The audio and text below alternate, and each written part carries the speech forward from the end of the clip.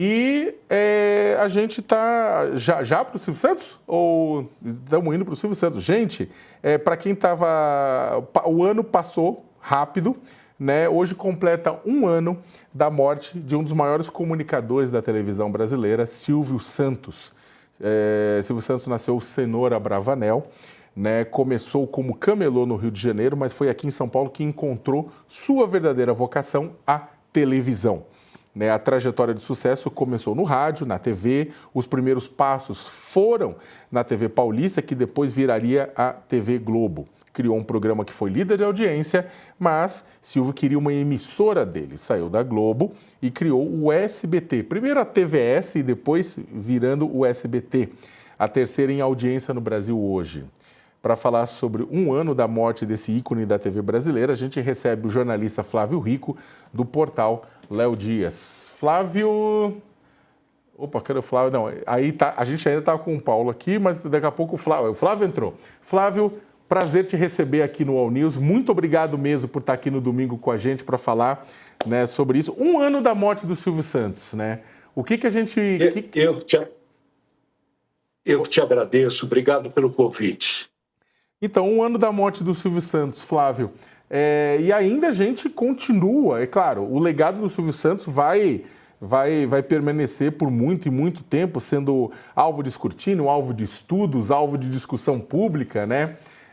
A gente consegue ter um outro Silvio Santos ou que nem ele, não mais?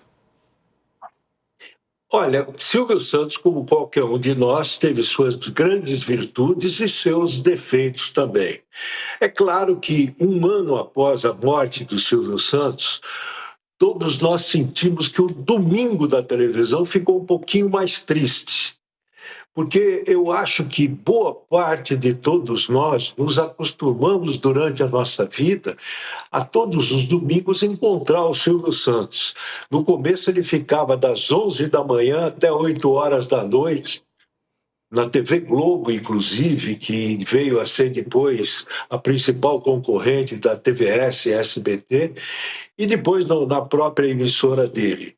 E o Silvio Santos faz tanta falta aos domingos como ele faz falta para o próprio SBT, porque ele sempre esteve à frente da televisão dele.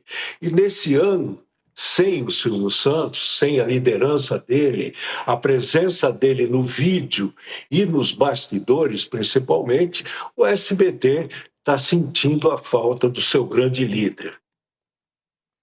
E quando você diz sentindo a falta do seu grande líder, significa que a gente pode ver o SBT diminuindo de tamanho, caindo em importância, em relevância. Em determinados momentos, o SBT, inclusive, concorreu com a própria Rede Globo em termos de audiência em alguns programas, né?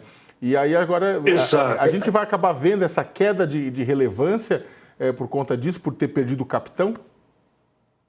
Não, na verdade, a queda do SBT para o terceiro lugar aconteceu no período da pandemia, no começo da pandemia. Ao contrário da concorrente direta à Record, o SBT não tinha um jornalismo à altura para a cobertura da pandemia, do Covid na ocasião.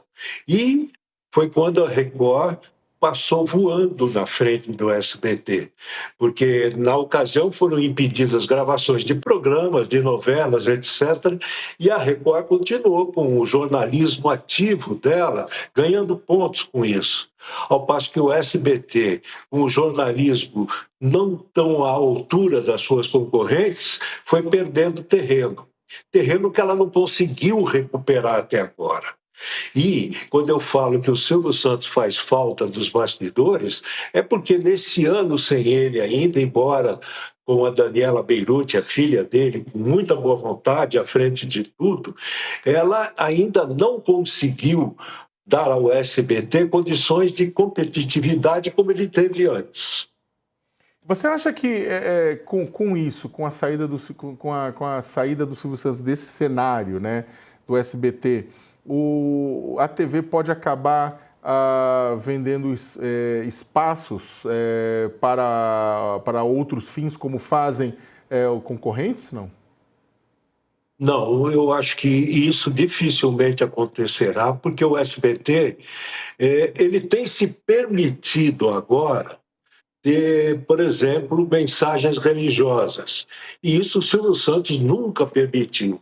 Mas eu acho que vender horário, permitir a entrada de concessionários, como outras emissoras fazem, isso dificilmente vai acontecer. Creio que não, eu aposto que não. Você começou até a nossa conversa falando que o Silvio Santos errou e acertou. Quais que você, tipo, olhando assim, né, agora em retrospectiva, quais que seriam os principais erros e os principais acertos de Silvio Santos? Olha, o grande acerto do Silvio Santos foi ser um homem de televisão chegar a dono de televisão. Foi a grande virtude dele. Nenhum outro dono, comunicador, alguém de televisão, se transformou em dono de televisão. Essa eu acho que foi a grande virtude dele, além de ser o enorme comunicador que ele sempre foi. Alguém que fazia o programa sem precisar de roteiro, de nada. Era um grande comunicador. Hoje eles são poucos. Hoje o pessoal depende muito de teleprompter, de formatos, etc. O Silvio era o próprio formato dele. Ele conseguia fazer o programa com as colegas de trabalho, ia ali, se divertia, e a animação dele começava até na própria animação do auditório, que ele entrava meia hora antes e começava a animar as colegas de trabalho. Agora, as virtudes, os defeitos do Silvio Santos sempre foi alguém um pouco medroso, principalmente quando se referia à política, na parte política. Eu, por exemplo, quando eu trabalhei em 3 ocasiões lá, e na primeira nós fizemos um debate político lá. Foi o primeiro da televisão depois da abertura. E foi logo que o Silvio Santos ganhou a concessão. Nós fizemos um debate entre candidatos a governador do Estado, Franco Montoro contra Reinaldo de Barros, Arena e MDB na ocasião. O Silvio Santos só liberou o debate no dia do debate. Ele veio dos Estados Unidos com medo, pedindo que a gente levasse o debate para outro lugar. Só na hora permitiu, mas mesmo assim, botando um medo danado na gente. E a falta de investimentos que ele sempre teve no jornalismo, sabe? Ele sempre teve muito medo você vê episódios de que ele não queria comentários nos jornais dele, ele queria só informação. Esse eu acho que foi o grande defeito do Silvio Santos. No mais, um grande comunicador, um grande empresário, um vencedor como empresário. Flávio Rico, colunista do portal Léo Dias, jornalista que escreve há mais de 2 décadas sobre TV. Obrigado por ter participado aqui do UOL News deste domingo. Eu que te agradeço, Sakamoto. Um abraço para você. Um abraço, obrigado.